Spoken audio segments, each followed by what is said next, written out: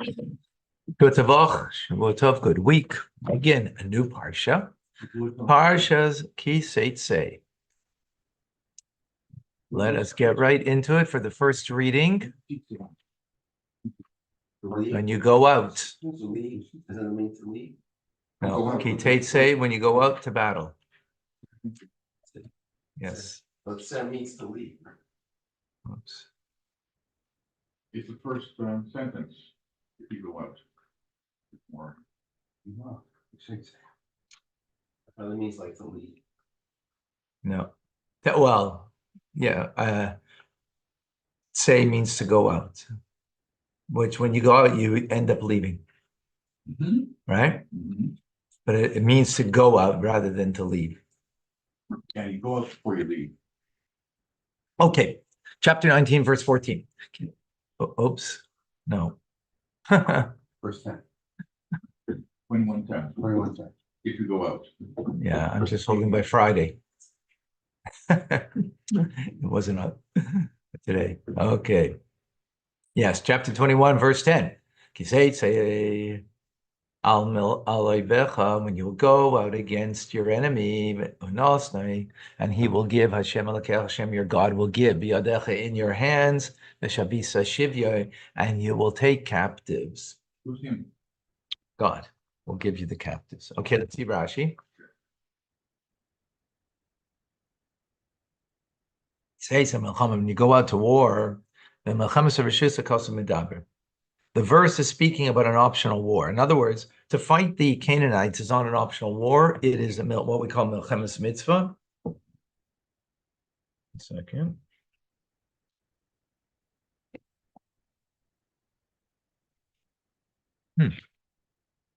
Plug this in. How do you like that? Hold on. Okay. Wait, that's better. Let me just actually go back over here. The show for today was amazing. You became better. Okay. You practiced. Okay. So it's speaking about an optional war. Obligatory war, again, is fighting against the Canaanites, for example. Oh, he says here, for the war in the land of Israel, you don't speak about captives, that anybody who is going to fight will not is not allowed to live. They are allowed to not fight, right? But if they fight, they need to be destroyed. The Shabisa Shivya, and you will capture its captives. The rabbis Kinanim Seicha, and you will take its captives. What does that mean? To include the Canaanites who are in it, even though they're from the 7 nations. How does Rashi get that? Well, its captives. So they're going into Canaan now. So they're gonna. That's where the fight is talking about, even though that it's an optional. Who's its captives? Just captives. The fact that it's its captives is to include that if the Canaanites, who you're not supposed to keep as a captive, right, is part of the optional war, that they're part of that nation, then you can take them as captive. Okay. 11. And you will see Beshivya in the captives, Ashes, a woman that is Yafaseir, who's beautiful. And you will desire her. And you will take for yourself as a wife. Huh? She's not Jewish. Does she become Jewish? Let's learn. Okay? Let's learn. Find out as we learn. Okay, Rashi in 11. Ashes, a woman, Afil Ashes, even a married woman, right? Married woman. 1 second.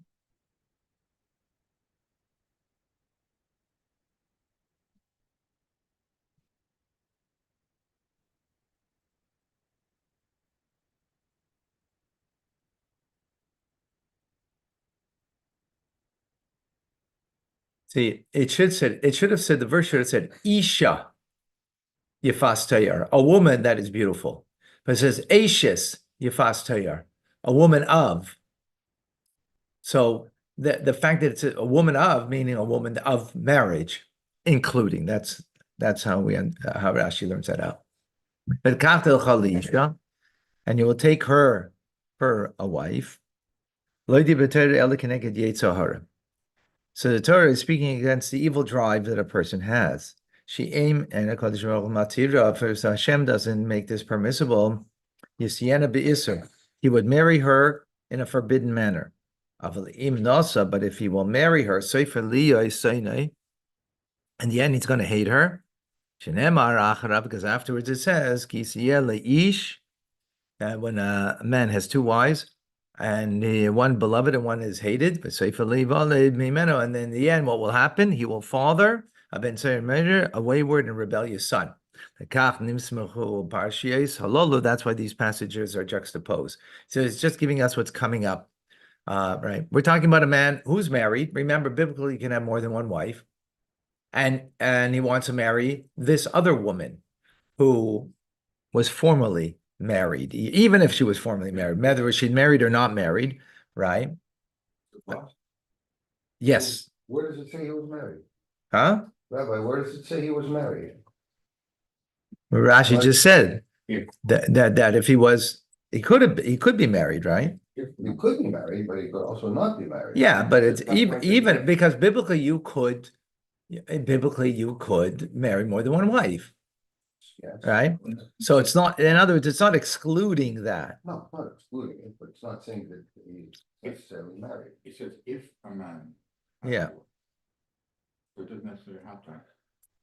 No. Avalim nosa means if he married her, right? So but because it's juxtaposed to the next part where he has two wives, right? That's why it's speaking that way, right? Now it says next, right? So that's where. So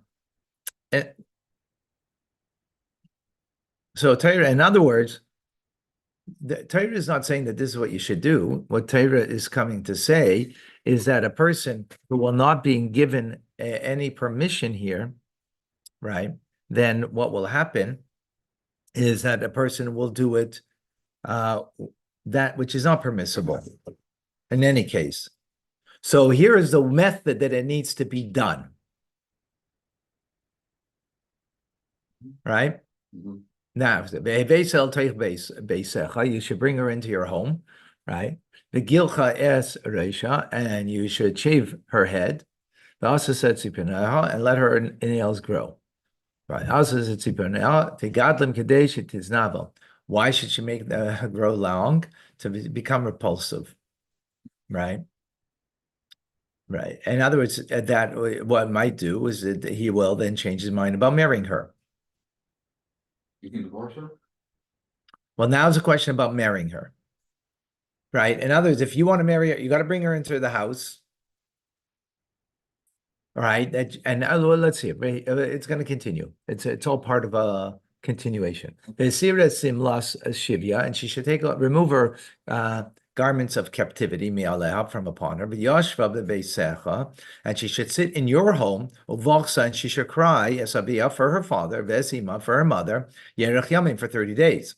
In other words, that they died, that they were killed in the battle, right?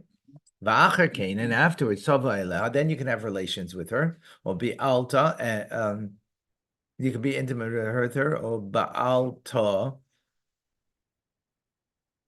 and that there seems to be double language of relations. And she can be for you a wife, right? In other words, she is now, her parents were killed, and assuming that her husband also, if she did have a husband, not necessarily she did, but assuming, but for sure she had parents. So she needs now to mourn for them. Let's see Rashi. What's going on over here? She shall remove the garment of her captivity. Why? Because they're attractive. Why? Because non-Jewish nations, their daughters, miskashetes, they adorn themselves when it comes to time to war, in order to lead others into lewd conduct with them. They know that if they're going, they know they're going to be raped. That's just the way of the world. By the way, when the Russians went into Germany, they raped everybody, and that was just 70 years ago. That was just literally 70 years ago. Hamas. And yeah, it's the same thing is, right? That's the way of the nations, right? So the women, they get dressed up in order that they know they're going to get raped, but let them be at least, attractive so they won't be killed. This way they figure they're not going to be killed. They're going to be only raped, right? And they shall sit in your house. So she needs to take off those attractive clothes, in other words, right? And she has to sit into your house now. And he enters and encounters her. And he leaves and he encounters her. He sees her crying, right? Crying for the loss of her parents. He sees her in a low place, right? In order that she should become disgusting to him. Right. In other words, he desired her. He wanted her, right? Mhm. So Torah is now creating a way that if you want, you can marry her, right? I mean, marry her because she converted, right? With conversion, not married without conversion, right? But there's a process over here that he can have relations with her and marry her, right? But before that, he can marry her. She has to sit Shiva for 30 days, not 7 days, 30 days, and sitting in the clothes of mourning. So therefore, that she will become disgusted to him, that he won't want to marry her. In other words, that the desire that he had for her is going to dissipate. Aval says Avia, and she shall weep for her father. Kol kach lama, why so much? Today, because that the Israelite daughter should be joyful. Now, remember, he's married to another woman. Right? He can have two wives. So that she's going to be downcast, this one, and the Jewish wife is going to be joyful. And this one's going to be sad.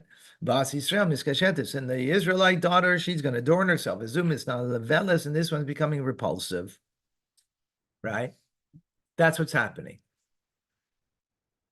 V'haya, and it will be im loy chafatzta, that if you don't want her.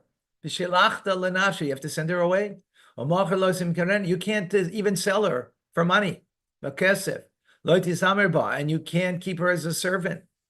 Because you afflicted her. Rashi, and it will come then now after these 30 days. You don't want her anymore. So the Torah is informing you in this nice. Then in the end, you're going to hate her. Right? It was just lust that you had in the beginning. And that needs to be, and that was dealt with. Now you're going to hate her. You should not make her do menial labor for you. But in Persian language, slavery and servitude is turned amara.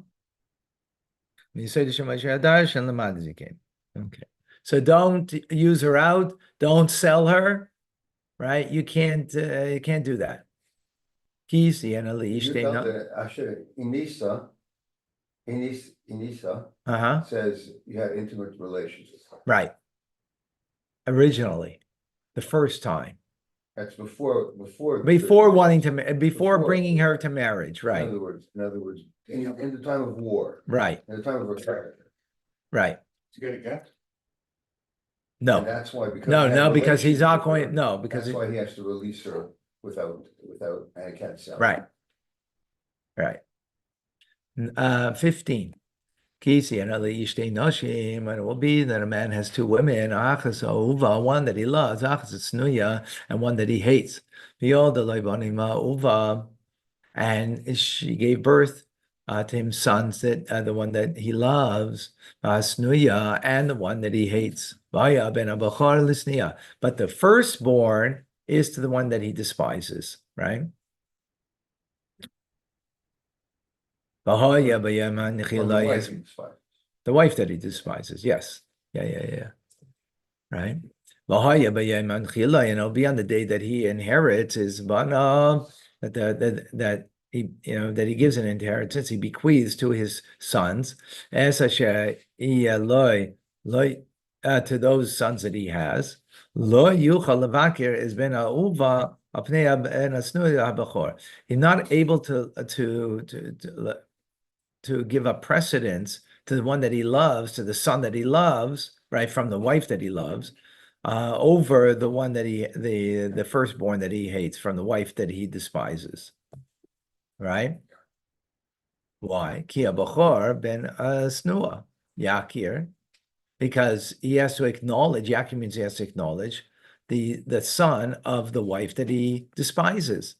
To give him a double portion, as every firstborn son gets a double portion. And all that belongs to him, of the father, right? Because he is the first of his strength, and his is the birthright entitlement. Rashi, Pishnaim, Keneged Shnei Achim. The firstborn takes a share equal to that of two brothers together. Okay. You learned that already.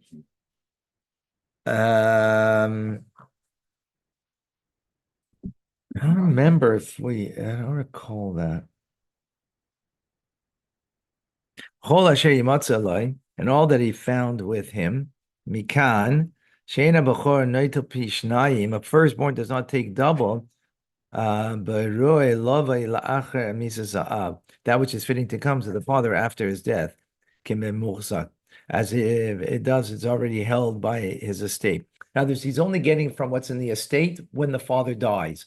Let's say there is something that is coming to him after he dies, right, to the estate.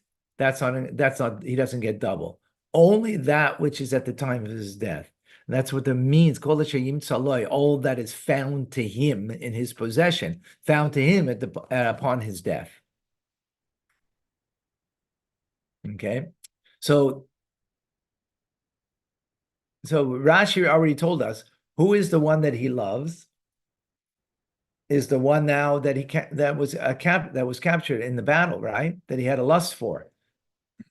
That he No, That's what he hates.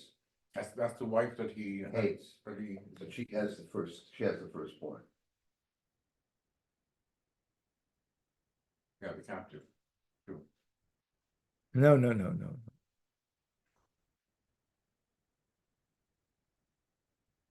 Oh, he hates his Jewish wife. Oh. No, 1 second. Oh, 1 second. No. Because it says in the Psar. Wait a Said second. before that he loves his wife. What? No, it didn't say he loves his wife. No. It said that it's all about the context of the one he hates. And if he hates her and he lets her go, but if he also could marry her, eventually he'll hate her. And she has the first son. Right. Yeah. Correct. Sure. Yeah. This is interesting.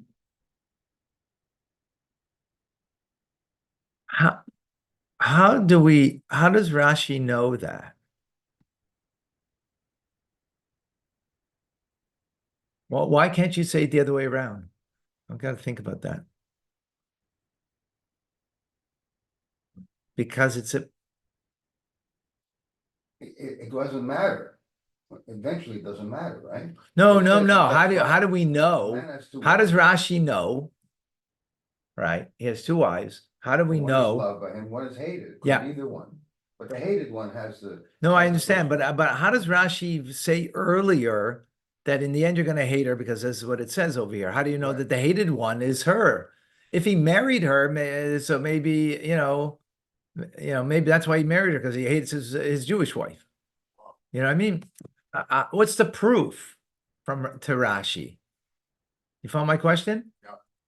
I'm not, I don't know. He said that, I get it, but how does he know that from the verse? It's not clear from the verse. It's got to be in the direction that we're going, but Yeah. well, A lot of Rashi's like that. okay, but Rashi needs a proof for that. Anyway, okay. The man has the word. Okay, next, 18. He Elish ben Seder Meir, when a man will have a Seder Meir, a wayward and rebellious son, Seder means wayward and Meir means rebellious. And then Aviv, and he doesn't listen to the voice, meaning he doesn't listen to the voice. Shemea means Kael means listen. I mean, Shemea means listen. Kael means the voice. The voice of his father, called Iman, and the voice of his mother. The Yisrael say, and they chastised him, and he doesn't listen to them. Rashi in 18. So in wayward, sarmin aderech, that he turning away from the path, Ameir, rebellious, inside of divrei aviv, they refuses to obey the words of his father, lashem mamrim, a word of rebellion. Yisru I say, and they discipline him. Masrim boy, they warn him. Bifnei shloisha, before a court of 3 judges. Umalkin I say, and despite that, despite the warning, they flog him. Ben a wayward son is not liable for punishment. Ad shiignaiv. When does this law apply? Until he steals, ba'echol tarter basar, and he eats tarter of meat. In other words, it's only a third cooked. If it's completely cooked, then this law doesn't apply. V'yishtechetzi leg yain, and he drinks a half a leg of wine, which is hold on. Between 12 and 21 ounces. Okay. And in a single sitting. Shenemar because he's a glutton and guzzler. Shenemar guzzlers of wine, and those who devour meat for themselves. So he's eating meat that is like a third cooked. Drinking a lot of wine. And drinking a lot of Yeah, wine. both of them. Those two things, Can't do right? one or the other. Not sufficient. to do Right, one. and it can't, and plus that it was stolen, right? And he's eating blood. Huh? No. Cooked all the way? No. No, just because like thieves, that's how thieves, that they're always on the go, right? Sorry, next. My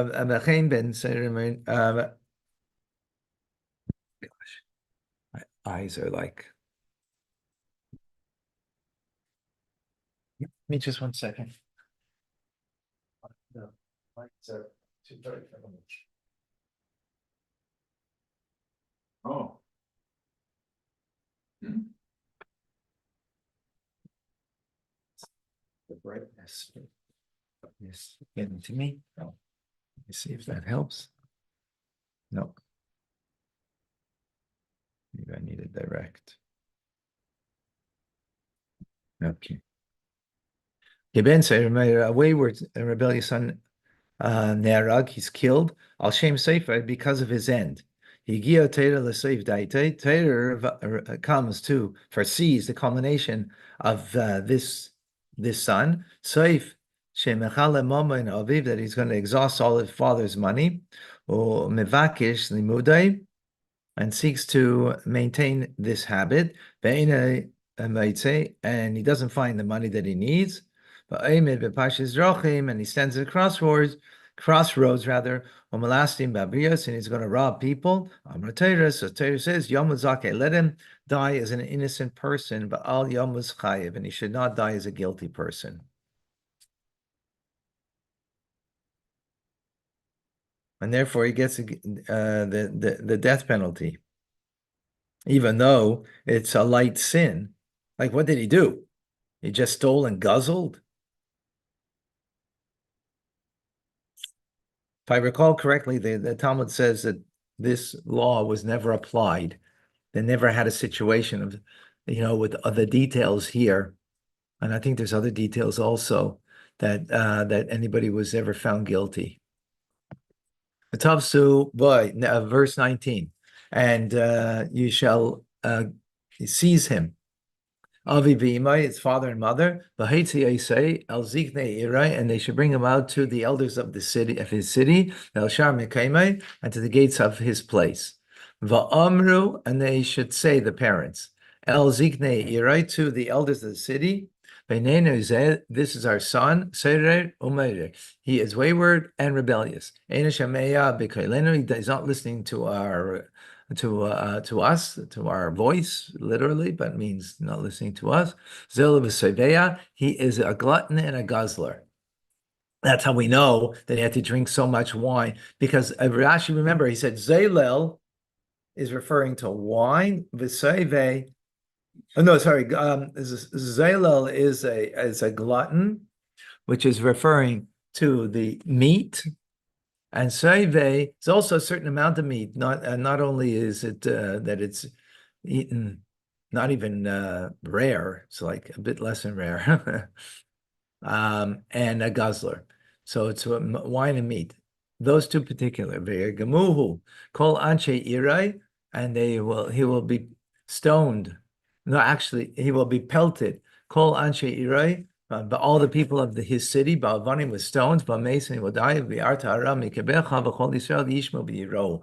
And the evil will be removed from amongst you, and all of Israel shall hear and fear. In other words, You should remove. yeah, You must remove. you might, Command, yeah, a command, exactly. Not- Kol Yisrael, Not a manifestation. Not simply not Right. simply right, it's an act that you need to do. It's what you need to do. Right. Kol Yisrael yishmu v'yiro, and all of Israel shall hear and fear. Mikan, from here we see shetzarich achraza b'beis din, that it's required an announcement in court. Pliny niskal, that such a person is going to be stoned. Al shahaya ben seir, because he was a wayward and rebellious son.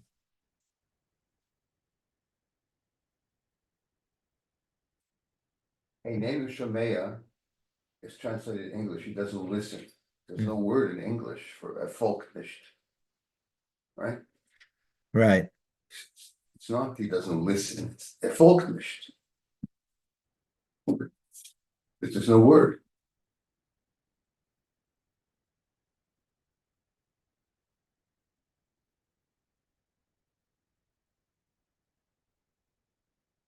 So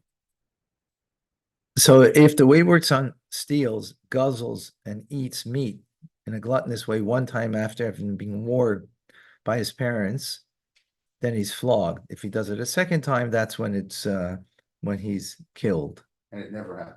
And it never happened. So why is Torah telling us this then? So I heard a good word. I don't know if I remember it properly. What what happens when you have a child and it's wayward? Right? What do? You take it into your own hands. And you punish the child, you give him a patch, whatever it is, right? And what's over here? What do? So parents, instead of taking the law into their own hands or doing it on their own, they have to go to the court of law. In other words, usually, imagine, just think about it this way. You're upset with your child, like really upset with whatever it is. Go to the rabbi. That's what this verse is. This is what the Torah is telling us. Go to the rabbi. Speak it over. Right?